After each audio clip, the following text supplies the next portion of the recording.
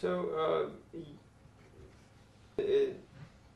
Turkey, which has a lot of a new profile, a new kind of Turkish people are different in a sense that they have been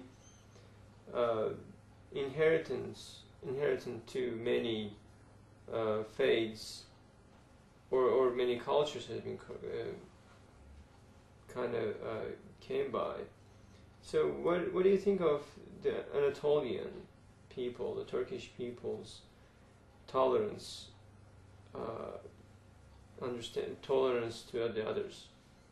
When I look at, when I think back to the trip to Turkey, and I think of someone that I met that really expressed to me the heart of Turkish tolerance, was our tour guide in Ephesus. And he had a deep appreciation and a deep knowledge of all of those layers of history and religious tradition. And I think at times he wanted for us to make sure that every layer, every dimension of that reality that he was sharing with us about that area was deeply meaningful to him personally. He wasn't just a tour guide, you know, with his own kind of set agenda and his own narrow view. He approached these sacred sites with a tremendous amount of respect and passion. I mean, we could barely keep up with him as he was taking us through the ruins of Ephesus and also other areas in that general vicinity. He did so with such an incredible passion that the only impression that I had, you know, in interacting with him is that his heart was invested in all of these different dimensions, and that they were equally important to him. Now, I don't really know what I mean. I actually come away with that not quite sure if he, you know, exactly what his faith practice was, but I can only imagine that again he allowed in the spaciousness of his heart and soul a place for all of those sacred realities, and was equally devoted to this endeavor of bringing us into that reality as multidimensional as it is, and to not to minimize any of it, but to just give it to us with his whole heart and his whole spirit. So, reaction of Turkish people to Americans or American people? I would probably the memory I have most of the encounter between Turkish people and myself as American was at one of our host families, 3 couples, and who I think I remember them saying that they had never had an American in their home, and how we both realized as we were working through an interpreter and trying to communicate with each other that we had kind of impressions of each other based on TV and media, and that they were very one-dimensional impressions, that we really needed to be careful not to base everything we knew about each other on those one-dimensional encounters. And I think we all went away feeling that there is, again, no substitute to this person-to-person, face-to-face contact.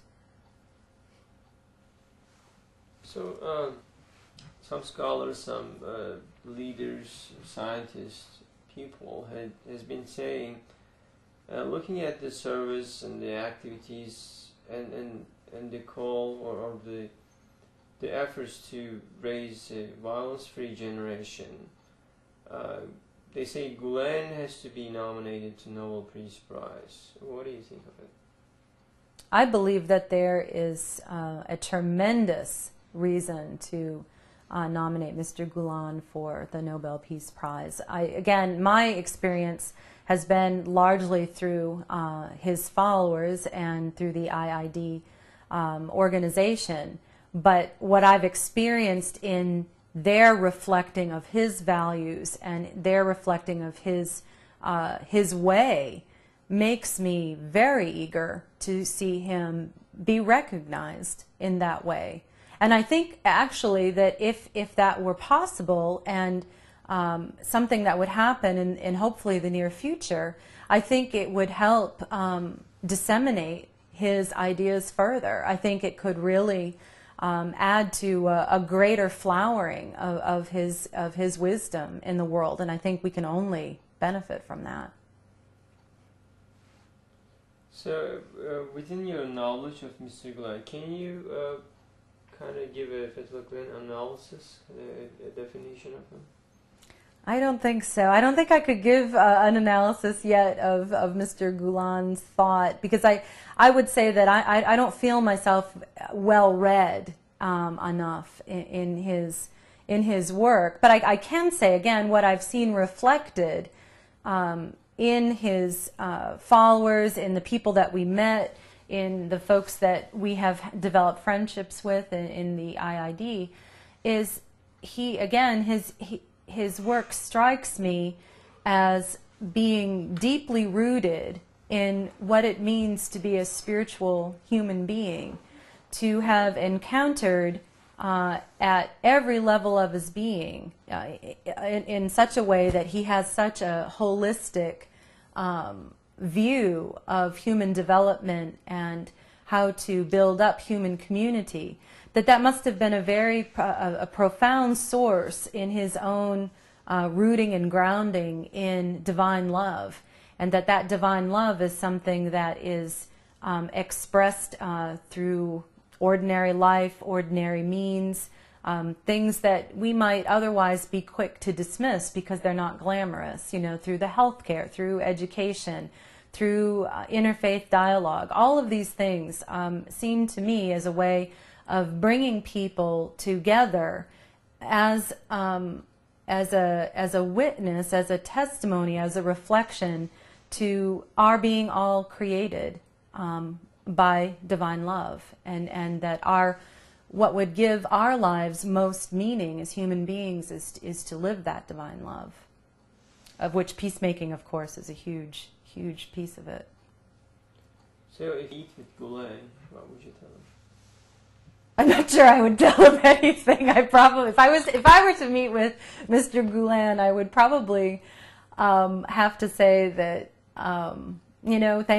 thank you for this movement that you have nurtured and inspired. I would have to say thank you for the way that your influence has trickled down to me, of all people. And I would probably want to commit myself more to understanding his work and finding out more about it. Saying I have so much more to learn. Some sociologists and thinkers, and this personality who's a direct descendant of Rumi, a contemporary Sufi master who passed away some years ago, Shafiq Jan, he said about Gulen, he's the modern Rumi, and he's the living, our contemporary world's Rumi. What do you think of this, about with the knowledge of Gulen? I think probably for me, again, kind of at my elementary level of knowledge, that to compare Rumi and Mr. Gulen would have to be basically boiling it down to that they're both mystics, and I don't know if either of them would have been comfortable being called that, but that their lives are an outpouring of divine love, some sort of union with divine love, and I think that is, to me, the most powerful thing about these two men.